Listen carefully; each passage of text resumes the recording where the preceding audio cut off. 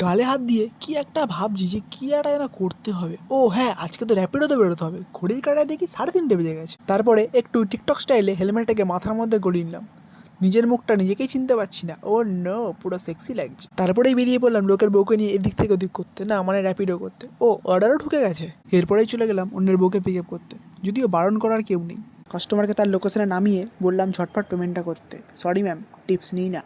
তারপরেই আম্বানি স্টাইলে ভগবানকে ডেকে বললাম, হয় দুটো পয়সা ছুঁড়ে মুখে মারো, না হলে দুটো অর্ডার মুখে ছুঁড়ে মারো। ভগবান আজকাল কুইক সার্ভিস দিচ্ছে, সঙ্গে সঙ্গে অর্ডারও ঢুকিয়ে দিয়েছে। I like it. অন্য লোকের বউকে নিয়ে শুভ কাজে যাচ্ছি, ট্রেনটা এসে পুরো ব্যাগড়া দিয়ে দিল। অনেক যুদ্ধ কষ্ট করে ফাইনালি কাস্টমারের লোকেশনে এসে পৌঁছালাম। এরপরে একটা ফুড অর্ডার পেলাম একদম পুরো লাক্সারি হোটেল থেকে। অর্ডারটা দেখে খুব কাস্টমারের কথা মনে পড়ছিল, তাই আর খাবারটা খেলাম না। ও মিট মাই গার্লফ্রেন্ড জেডি। কাস্টমারের লোকেশনে গিয়ে ফোন করে বললাম নিচে না আসলে খাবার দেবো না। কাস্টমার একটা বাচ্চা ছেলেকে পাঠিয়ে দিল খাবারটা পিক আপ করার জন্য। কাস্টমার কি আঁখো মেয়ে ডার হামকো আচ্ছা লাগা। কি এলো করেছে, কাজ করতে করতে অনেক রাত হয়ে গেছে। ভগবান তুমি আজ বাঁচিয়ে নিও, বাড়ি গেলেই মা হেব্বি খেলাবে।